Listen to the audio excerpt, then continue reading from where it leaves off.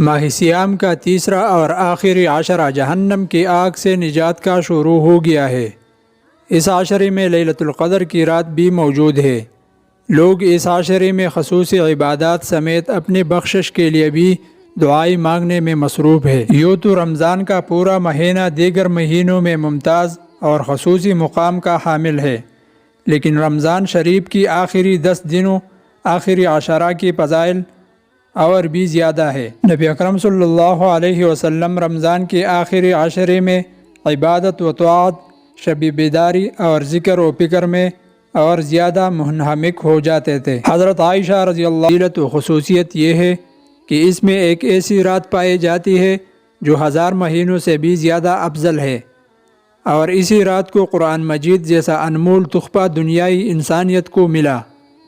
اللہ سبحانہ و تعالیٰ نے اس رات کی فضیلت میں پوری سورت نازل فرمائی، جسے ہم سورۃ القدر کے نام سے جانتے ہیں۔ ارشاد باری تعالیٰ ہے، ہم نے اس قرآن کو شب قدر میں نازل کیا ہے، اور تم کیا جانو کہ شب قدر کیا ہے؟ شب قدر 1000 مہینوں سے زیادہ بہتر ہے۔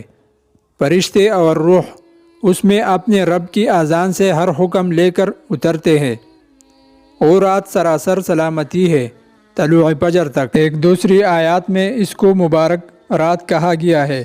ارشاد ہے، قسم ہے اس کتاب کی جو حق کو واضح کرنے والے ہے، ہم نے اسے ایک مبارک رات میں نازل کیا ہے۔ حضرت ابو ہریرہ رضی اللہ تعالی عنہ بیان کرتے ہیں کہ نبی اکرم صلی اللہ علیہ وسلم نے فرمایا، جو شخص شب قدر کو ایمان اور اجر و ثواب کی نیت سے عبادت کرے، اس کے سارے پچھلے گناہ معاف کر دی جاتی ہے۔ حضرت عائشہ رضی اللہ عنہا فرماتی ہے کہ میں نے رسول اللہ صلی اللہ علیہ وسلم سے کہا کہ اگر مجھے شب قدر کا علم ہو جائے تو میں کیا دعا کروں؟ تو نبی اکرم صلی اللہ علیہ وسلم نے فرمایا، اللہم انک عفو کریم تحب العفو فاعف عنی۔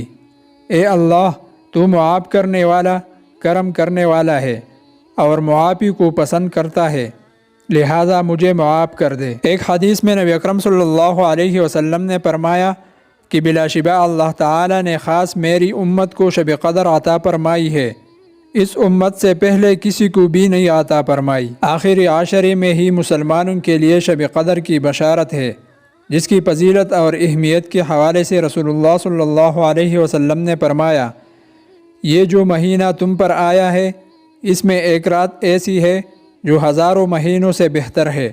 جو شخص اس سے محروم رہا وہ ہر بھلائی سے محروم رہا۔ نبی اکرم صلی اللہ علیہ وسلم نے ارشاد فرمایا، یہ ایسا مہینہ ہے جس کی ابتدا میں رحمت، درمیان میں مغفرت اور آخر میں دوزخ سے نجات ہے، اور جس کسی نے اس مہینے میں اپنے غلام روزہ دار سے کم کام لیا، اللہ تعالیٰ اسے بخش کر دوزخ سے نجات دے دیتا ہے۔